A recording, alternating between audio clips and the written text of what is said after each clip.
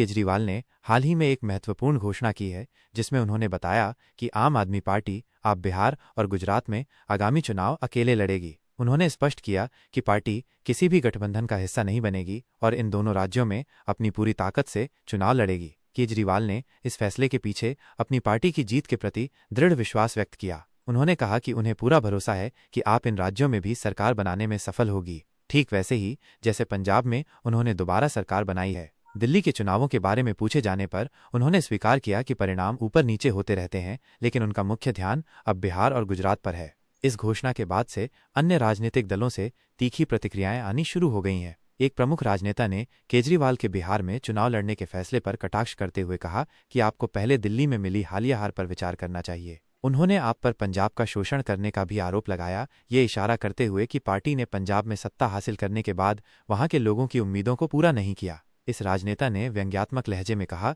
कि केजरीवाल का यह कदम उनकी राजनीतिक महत्वाकांक्षाओं को दर्शाता है, लेकिन ये कितना सफल होगा ये समय ही बताएगा। एक अन्य विपक्षी नेता ने सुझाव दिया कि यदि आप बिहार में चुनाव लड़ती है तो इसका सीधा फायदा भारतीय जनता पार्टी भाजपा को होगा। उन्होंने केजरीवाल से अपील की कि यदि वह वास्तव में भाजपा और राष्ट्रीय जनतांत्रिक गठबंधन राजग के खिलाफ लड़ाई को मजबूत करना चाहते हैं तो उन्हें अपने इस फैसले पर पुनर्विचार करना चाहिए। इस नेता का मानना है कि आपका अकेले चुनाव लड़ना विपक्षी वोटों को विभाजित करेगा, जिससे भाजपा को आसानी से जीत मिल सकती है। यह टिप्पणी इस बात पर जोर देती है कि विपक्षी एकता वर्तमान राजनीतिक परिदृश्य में कितनी महत्वपूर्ण है।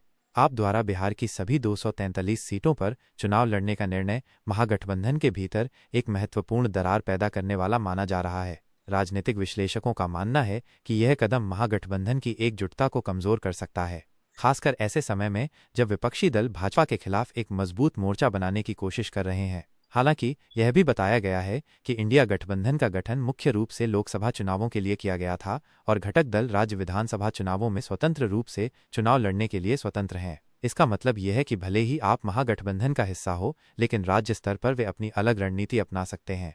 इस कदम से तेजस्वी यादव जैसे नेताओं के लिए राह और भी कठिन होने की उम्मीद है, जो बिहार में महागठबंधन का नेतृत्व कर रहे हैं। आपके मैदान में आने से वोटों का बंटवारा होगा, जिससे तेजस्वी यादव के लिए अपनी पार्टी को बहुमत दिलाना और भी चुनौतीपूर्ण हो जाएगा। यह स्थिति बिहार की राजनीति में एक नया मोड़ लाएगी और आगामी चुनावों को और भी दिलचस्प बना देगी। आपका यह कदम न केवल बिहार और गुजरात की राजनीति पर बल्कि राष्ट्रीय स्तर पर भी विपक्षी एकता पर गहरा